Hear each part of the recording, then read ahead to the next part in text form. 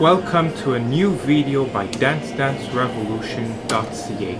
Bienvenue et voici une nouvelle vidéo de dancedancerevolution.ca.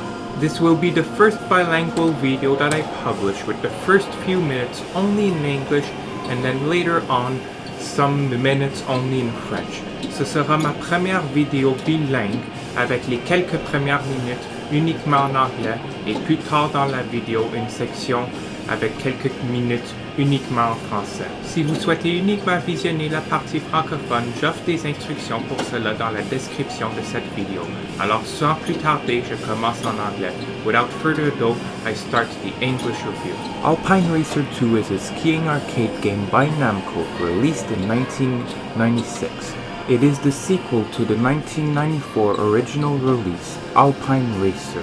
Not much is different between the two games due to the little time between the two releases, as well as the fact that both use the same hardware. Alpine Racer 2 did receive some television coverage on the BBC Horizon and PBS Nova shows. The most notable use of the game was by Robert Stickgold, a sleep scientist from Harvard, who discovered that subjects playing this game for many hours prior to bedtime would have dreams of skiing, even among those who would otherwise lack the mental ability to make new memories. All of these appearances make this seem like a really cool game, but it's difficult to find a location.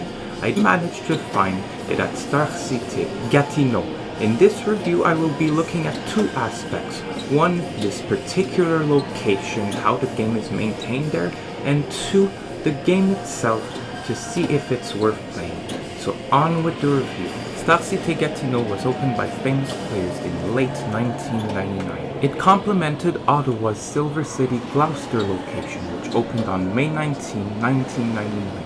The two locations have a lot in common: 16 screens, many food options. Both have an arcade called Tech Town in SilverCity and Cinévasion at StarCité.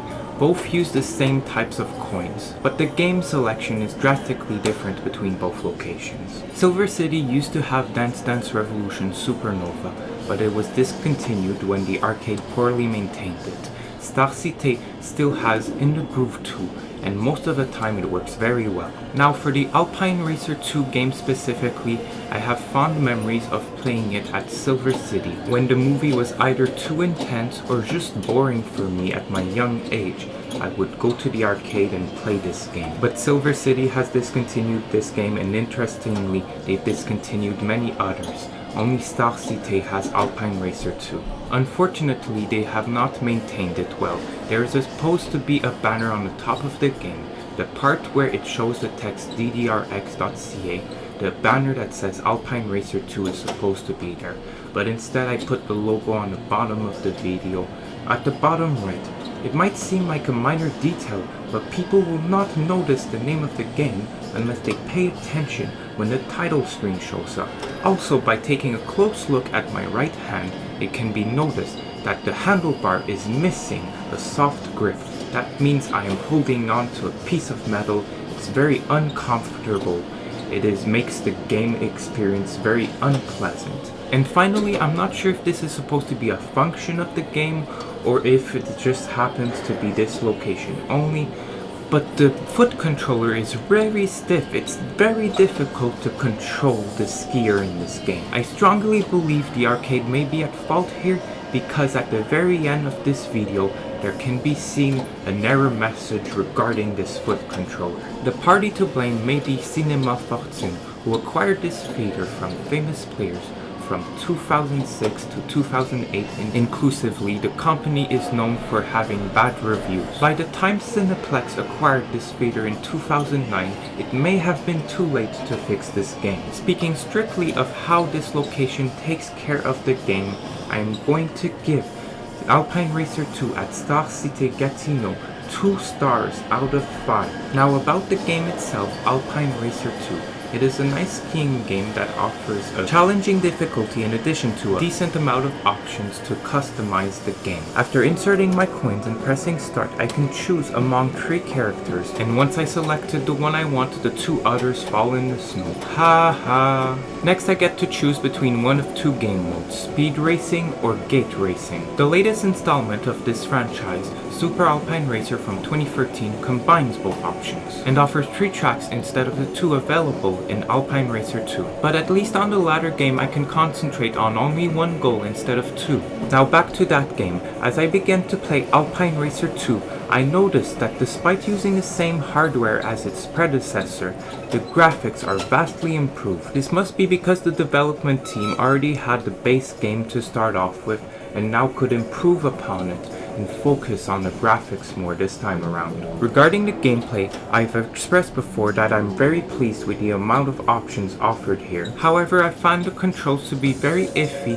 and it makes it very difficult to complete and enjoy the game. In Super Alpine Racer there are a total of 8 racers per race. In Alpine Racer 2 this number is reduced to 5 racers and is only available in speed racing mode. Due to that game being more difficult, the best place I found myself in is 2nd place, but most of the time I spent in 4th or 5th place. Now regarding the gates, Super Alpine Racer features 20 gates, and as stated before, they are featured in every race. Alpine Racer 2 does have more gates per race, but again, they only appear in gate racing mode. As seen in the 4-minute 45 seconds mark of this video, I managed to score 20 out of 35 gates in my worst race. That's just a little over 57%. And later, at the 9 minutes 52 seconds mark of this video, my high score of 25 out of 30 gates can be seen.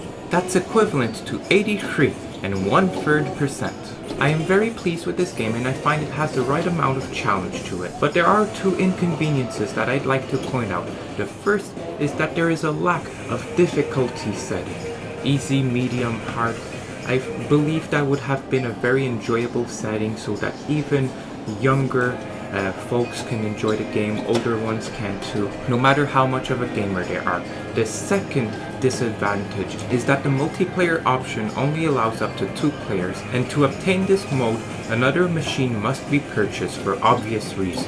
Perhaps I should have put this note in the location review, but it doesn't affect my location rating. Meanwhile, the newer game, Super Alpine Racer, supports up to 8 players as long as a machine is purchased per player. Overall, although I find the StarCité Gatineau location to be lackluster, I appreciate the fact that they have the classic game Alpine Racer 2. As long as they don't let this game fall into a state of severe damage or disrepair, I am looking forward to continue playing Alpine Racer 2. So for the game, strictly speaking, I am giving Alpine Racer 2 4 stars out of 5. Voici la critique francophone du jeu que je poursuis avec le peu de temps qu'il me reste.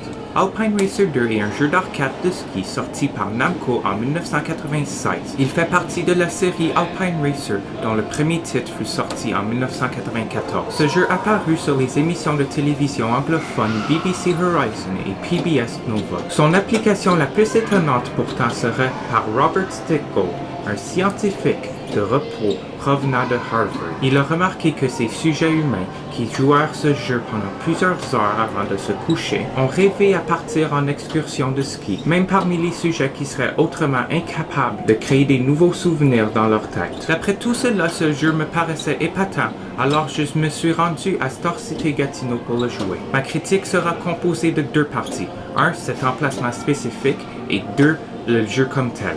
Le cinéma StarCité Gatineau ouvra ses portes vers la fin de l'année 1999 afin de complimenter le SilverCity à Ottawa qui fut ouvert en mai lors de cette même année. Les deux ont beaucoup de ressemblances, ayant chacun 16 cinémas, beaucoup de bouffe et une arcade à jetons. L'arcade SilverCity laisse à désirer. Elle avait anciennement le jeu Alpine Racer 2, mais il fut enlevé. Tel que l'on peut voir, ce jeu est disponible à StarCité, mais avec quelques pépins. Par exemple, la bannière du jeu est supposée d'être à l'affiche, là on peut voir les lettres ddrx.ca, mais l'arcade ne l'a pas préservé. Aussi, en regardant ma main droite, il est possible de remarquer qu'il manque un coussin afin que ma main soit confortable.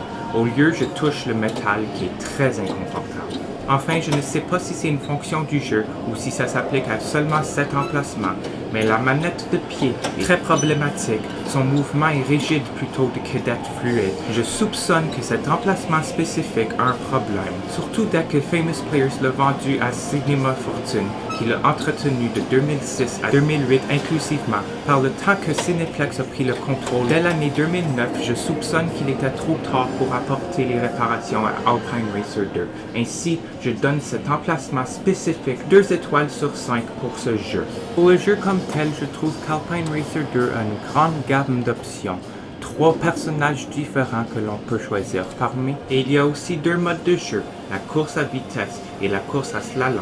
Il est important de noter que le dernier titre de la série Alpine Racer, nommé Super Alpine Racer, est sorti en 2013, combine ces 2 modes de jeu. Ce dernier titre offre également un choix de 4 personnages plutôt que 3, et de 3 pistes plutôt que les 2 de Alpine Racer 2. Ceci étant dit, je trouve que le choix d'un mode à la fois dans le jeu Alpine Racer 2 me permet de me concentrer sur un seul objectif à la fois, ce qui m'empêche d'être distrait par 2 objectifs. J'en aurais besoin car je trouve qu'un seul défi est assez demandant. Dans le mode course, il y a un total de 5 joueurs à la fois, moins que les 8 chez Super Alpine Racer. Mais chez Alpine Racer 2, c'est difficile de maintenir une bonne position. Le plus haut que j'ai eu, c'est le 2e rang, mais la plupart du temps, je me retrouve en 4e ou 5e place. J'ai plus de succès dans le mode slalom. Dans un attentat, j'ai eu 20 et 35 barrières, environ 57%.